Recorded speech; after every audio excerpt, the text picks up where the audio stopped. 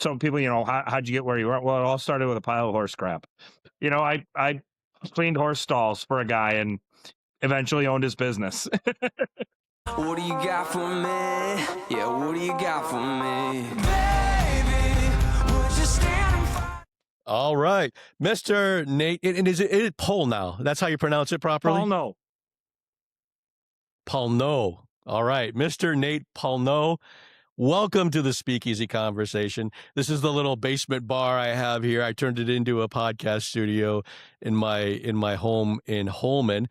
And but before we get into our conversation, I did want to do a quick little commercial here. It takes a lot of coffee, folks. All of you out there listening know, if you've been paying attention to this podcast for very long, it takes a lot of coffee to keep this operation running. So please head on over to cooleyconservatives.com. If you like these kinds of authentic conversations, head on over there, cooleyconservatives.com. Click the Buy Me a Coffee button, and buy us a coffee. I'm running low here, and I could use a resupply. So we'll take any tips you're willing to offer us. So thank you so much for that. All right, Mr. Pollnow, tell my audience a little bit about yourself. What is your origin story, I like to call it? How did you get where you are now, and why do you want to be our next Secretary of State? All right, I'll go way back. I'll take you right back to when I was in middle school. So when I was in middle school, my parents moved from the Holy Hill area, and obviously I came with them. We now live in the Columbus-Reeseville metropolis, if you want to call it that, on 80 acres. And I purchased that, but it's my farm now. But my whole business career started because I always tell people, I started my business when I was 16 years old, but it started a little bit before that. Wow. I moved out here and got a job working for one of the neighbors, cleaning his horse stalls. And by the time I was 16 years old, he was an auctioneer. He took me with him, and I started working car auctions and farm auctions and all that kind of thing, and got my business going when I was 16. So my career started with a pile of horse manure. Nice. So that's great. Really, it's really been a great blessing, because starting a business when you're 16 and when you're still under the shelter of your parents' house and you don't have to make money makes a huge difference. And I got a chance to save some money and bought a house when I was 18, and wow, and I've been working this auction business. And when I was 27 years old, my dad had a stroke, and my parents said, if you want to buy the farm, now's the time. So I bought out my dad's beef farm, so I got to be a second generation beef farmer. And I think that's like the epitome of the American dream, to buy the family farm, keep it running, and move forward that way.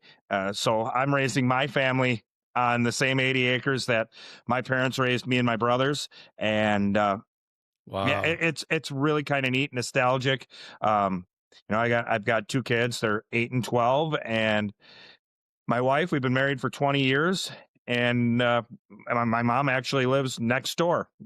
When we bought the farm from her, a couple of years later, she moved back and said, after Dad was gone, I'm lonely.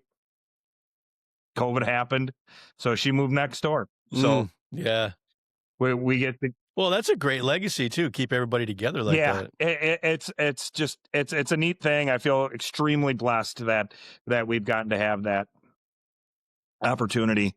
And now, after serving on town boards and insurance boards and things like that, and trying to serve the community that way, I'll just be honest, I'm sick of the garbage coming out of Madison. And that's why I'm running for Secretary of State. I don't know anybody on either side of the aisle that doesn't agree with that. Yeah, I'm glad you mentioned that, because I was checking out your website earlier, Nate Pollnow, Pollnow.com.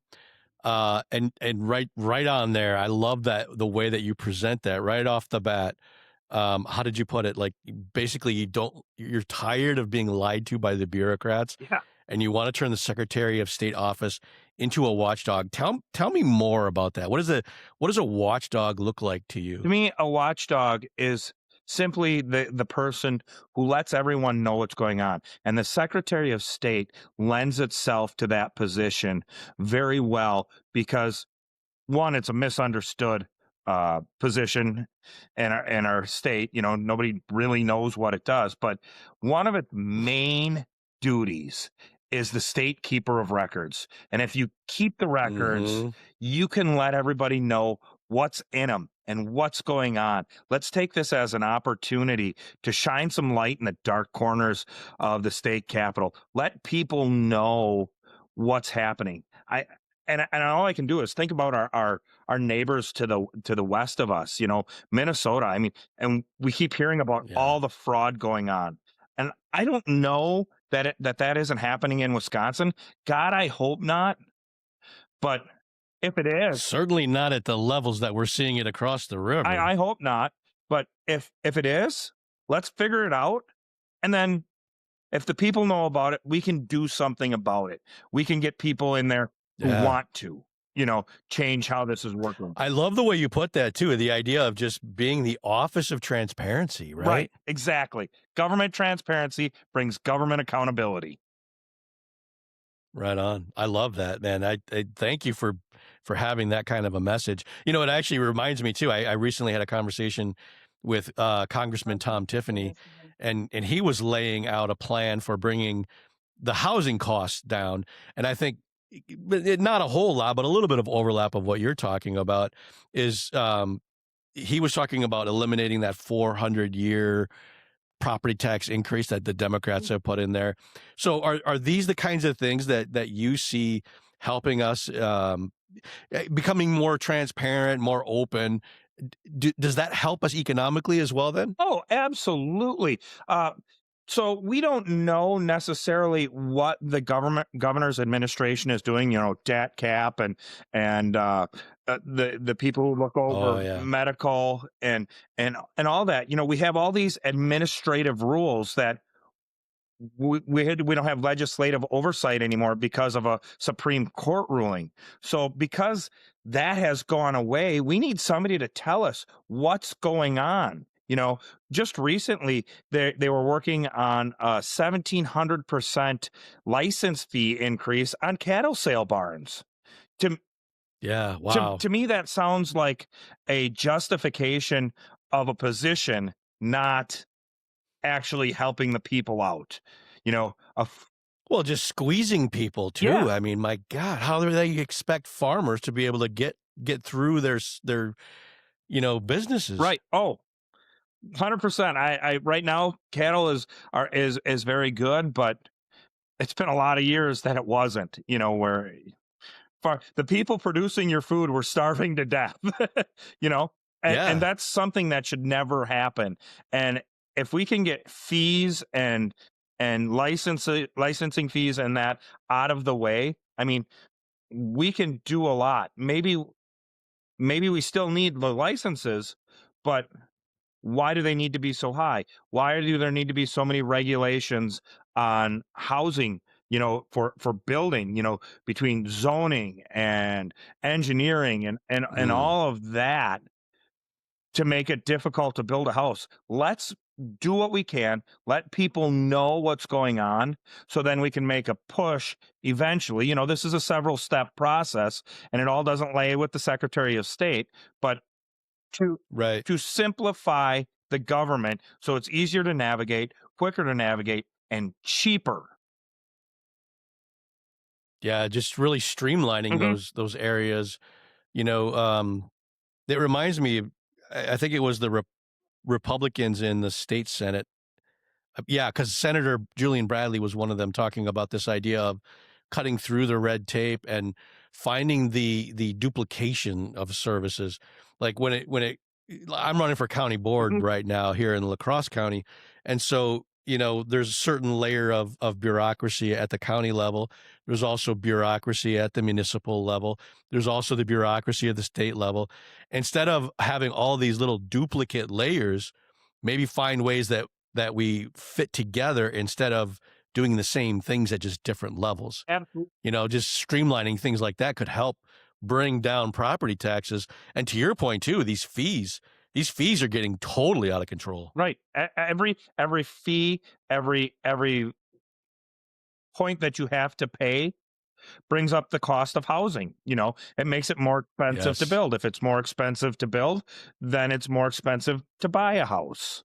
It's a pretty simple deal. Well, what about the duplication of zoning?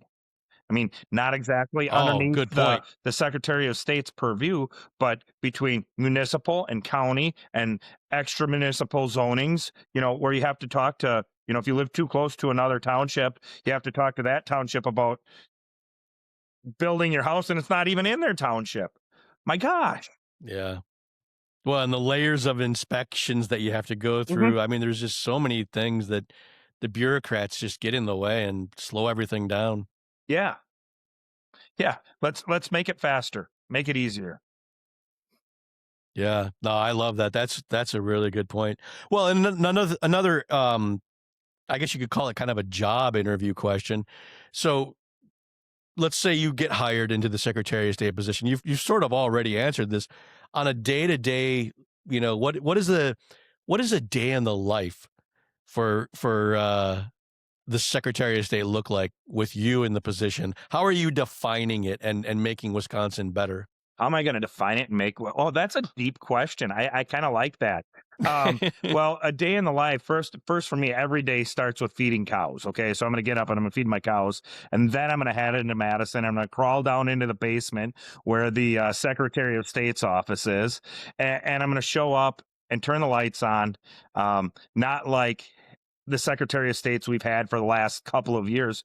And then we're going to get to work. There is some day-to-day responsibilities that need to be taken care of, from foreign verifications of paperwork. That's a lot of what the Secretary of State does day to day. And it actually is the only agency that pays for itself in state government. It doesn't take much budget to make the Secretary of State run at all. So because of that verification process.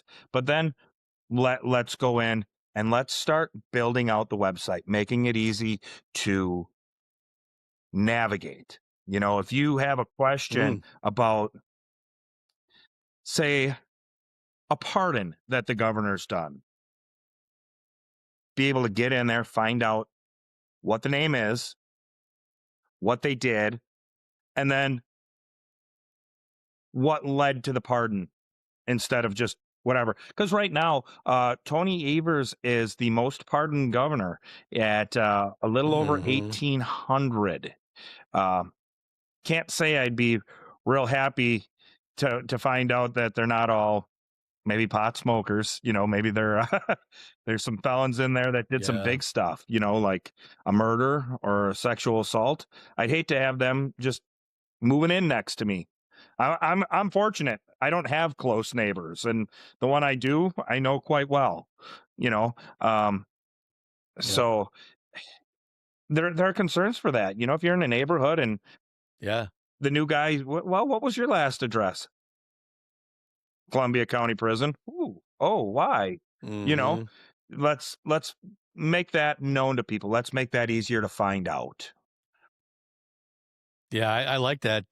With all the different tools we have available to us now, various AI capabilities, search capabilities, streamline the process of, like you said earlier, just better transparency and accountability in the system instead of just obfuscating and hiding all this information under, God knows what. Like, I mean, 1,800, I have not heard 1,800 pardons. Like you said, who are these people? Right. Holy cow. Or God forbid you have a problem with a road. I believe DOT has 5 different phone numbers for public service. Which one are you supposed to call? Goodness. That's like Julian Bradley's finding the duplicates. Yes. We have some lieutenant governors talking about that too. So yeah, well, and that actually kind of goes into the next, idea of, so with you sitting in that seat and helping in this manner, how do you coordinate with all the other, sort of levers of government? Well, that's where it comes back to the voter. We need to make sure we elect a ticket. We know we've got Tom Tiffany sitting at the top right now, running on the Republican side, and we don't know who our lieutenant governor is going to be yet, but there's some really good choices out there. We know we've got Yeah. Eric Toney coming in as Attorney General running. Boy, let's really make sure that guy wins, because that's more than just running the government. That's keeping us safe. And then we have the treasurer and the secretary of state. Now, I like to make sure we talk about the attorney general, the secretary of state, and the treasurer. So our treasurer, we've got an incumbent treasurer there now in John Leiber. Great guy. Yeah. I look forward to the opportunity to work with him. Same with Eric Toney. So the three people there would sit on a board called the Board of Commissioners of Public Lands. It's the state's oldest agency, founded in 1848, and it was set up to help fund our public schools, of all things. Wow. I didn't know that. Yeah. So the profits off of 75,000 acres of ground, and most of it isn't real great ground anymore, but and $1.6 billion in a sovereign wealth fund, all go to fund public schools and libraries. Let's make sure that we put the three of us in there so that we have continuity and control. So we make sure that that money is invested wisely and prudently, Yeah. so that we're putting as much as we can towards the public schools, pushing down pressure on property taxes, and that there's also another little component there. Some of that money, that $1.6 billion, is able to fund municipalities for infrastructure projects. Okay. So we make loans there. Let's make sure the municipalities know that money's available to them, so that we can work on potholes. yeah. We can work on bridges. You know, sometimes when you're in a township or maybe even a county, you know, you got a bridge that goes bad, it's a budget buster for 10 years. Yeah. You know, let's make sure they know that money is available so that they can do what needs to be done and fix infrastructure. Right now, Secretary of State's website says that it's focusing on green energy for that. Oh, I think we can do better. You want to put up a solar panel on your house? Fine. Go for it. Yeah. Good for you. But I don't need one on the town hall. I need my roads fixed. Yeah.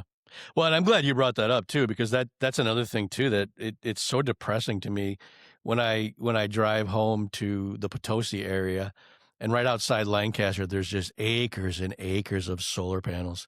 Yep. It is so depressing to see that what used to be really beautiful corn farmland is now just these garbage looking solar panels out there taking up all that space. Right. At some point, we're going to need food. And whether it be cattle or corn or however that's going to go down, I'm not excited about. No, this is personally, because like I said, doesn't pertain to the Secretary of State's position. It's a kind of narrow place. I'm not excited about eating bugs. I like a good ribeye. Right on. I'm with you on that for sure. Well, and it is interesting. I know there's all kinds of controversy about the data centers. These what I call the 21st century economy is basically coming through these data centers. You know, anybody who's ever ordered an Uber or done DoorDash or anything like that, that information goes through a data center. Mm-hmm. And now these data centers are, I mean, they're kind of an eyesore as well, taking up a lot of space where we used to plant food. I would love to see us get to the place where maybe those are orbiting satellites, data that's orbiting satellites, or maybe on a moon base or something, so that we don't have to your point, we don't have to use up all the land that was producing food. Right. Because we're going to need to eat too. Yep. Population of the world is still growing. And frankly, we live in the Midwest and we feed them. Yeah. And we're really good at that too, Yep. by the way. So, and that actually probably a good segue into the last question that I wanted to ask you. Obviously, traveling around the state and running for a state office, um, how do you balance it out? Like you mentioned, you still got to get up in the morning and feed your cows. How do you balance it all out so that you're able to meet your obligations as a husband and father, as well as going out door to door with campaigning? Well, every day is a mixed conglomeration of everything I do. So, like I said, every morning I get up, I feed cows. My 12-year-old daughter gets up and feeds cows with me. 5:30, 6 o'clock in the morning, she's up feeding cows. She's got a couple of 4-H animals, which is, what she loves about the farm. And it's really cool because I thought we'd raise That is great. beef and pork. And currently we're camel shy of a live nativity. So, but I make sure my kids get up and do the chores with me. So I'm spending time with them. I'm instilling a work ethic in them that you can't buy. No, that's fantastic. that God bless you for that. That's a huge part. And then I drop them off at school, and I probably most days of the week, at least 4 days of the week, I'm going to go and sell an auction, maybe 2. And then at night, I'm hitting the road. Today, I only had 1. So my schedule this morning was chores, auction, home to make phone calls, to talk to people about the campaign, make good connections there, anybody I can. And then I went and got my kids from school. And this afternoon, we moved some steers. In fact, I had to take a shower before I could get on because it wasn't pretty. That's all right. That's the beauty of doing these virtual conversations. You be lucky. You just be happy you can't smell me. You can't wash that on to smell off sometimes. And then my kids are eating dinner now, and when we're finished up, this will be my campaign stop for the day. I'm gonna go back up and make sure I tuck them into bed. So that's how I balance it. On Saturdays, I usually take a kid with me. They become my official photographer. There you go. And then on Sundays, well, and what a great education for them to see how the process works. Yeah, they're learning civics lessons like most kids never get to see. But that's awesome. But on well done. Sundays, we make sure they get their butts to church. And Sunday afternoon, Grandma watches the kids, and my wife comes with, so I can spend some time with my wife.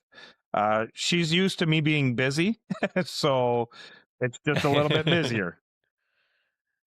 Yeah. Well, that's awesome. God bless you for having that kind of balance, and it sounds like you got the right priorities in mind too. So, it's so great to get to know you, and I really appreciate the time here. If anybody wants to reach out and learn more about you or help out your campaign, what's the best way for them to reach you? Best way to reach me is natepollnow.com. Contact us through the info@natepollnow.com email. That's a great place. Look at our website. Go on there. It takes money to keep the wheels turning. Frankly, I'm like everybody else. I'm a blue collar worker. I think if you listen to me talk, I'm not a trained politician. I'm just kind of a good old boy we could have some fun with. We could go out for a fish fry and have a good time. But make sure you look at that. I want to make sure we put the right foot forward. There is such potential here for this office that we've never seen before. It's been 50 years since it's been an open seat. Let's make sure that it's on the right side for the next 20. I don't plan on staying there forever. I want to get in there and do some reforms and move on with my life, wherever life takes me. And if it takes me right back to my farm and my auction business, I'm going to be a happy camper. But I see. Oh, yeah. I see such a need right now for somebody who has the experience that I have done. And I say this a lot, but I tell people they broke the mold when they made me. So, like I said, check me out at natepollnow.com,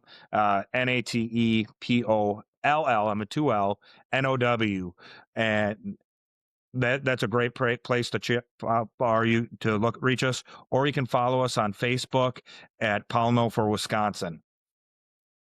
So, excellent. Yeah. Yeah, thank you. And again, God bless you for having that kind of an attitude as well. There's a lot here in La Crosse County. There's a lot of Democrat influence. It's a very blue county, so to speak. And we talk about this quite often, that we need more just regular people getting involved in the process.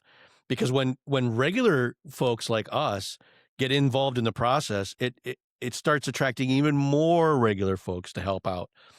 If we don't get involved, then the corrupt people get involved. Right. They fill up the vacuum when the vacuum exists.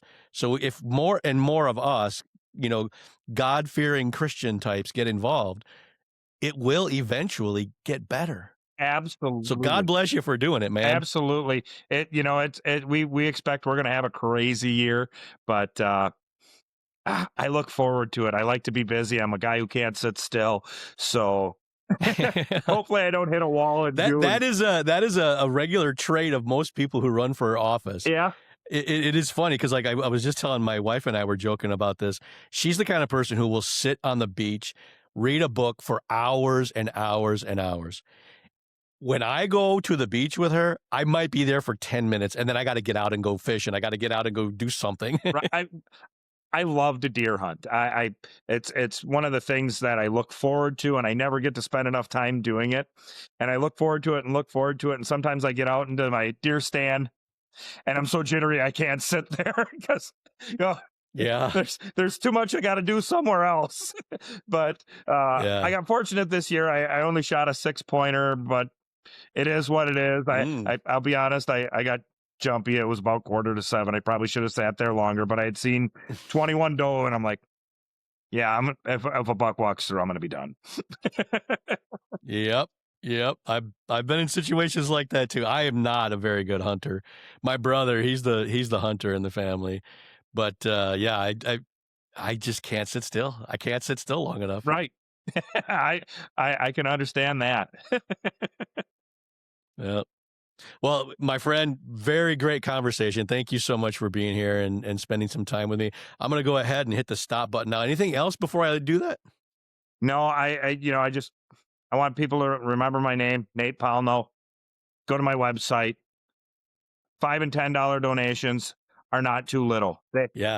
Seriously, guys, when you're looking at a candidate you like, $5 and $10 makes a difference. It makes us know you're there. Okay, so it takes 10 of you to make sure the car's tank is full, but it makes us know you're out there and you're supporting us. We see it, we like it, and it shows the broad base of support that we're getting. So NatePollnow.com. Yeah, great point. Make sure you guys all get out and vote for your local candidates. County board, boy, we just got over our primaries. Make sure you get out in the general again. Make sure the right guys are getting elected. Hi, thanks for checking out this episode. If you like this content, then please visit cooleyconservatives.com and click the Buy Me a Coffee option to leave us a tip. And don't forget to follow us on Facebook, Twitter, and Truth Social. Oh, and you can get our content in your email inbox once a week by subscribing at cooleyconservatives.com. Thanks again. Take care and God bless. I want you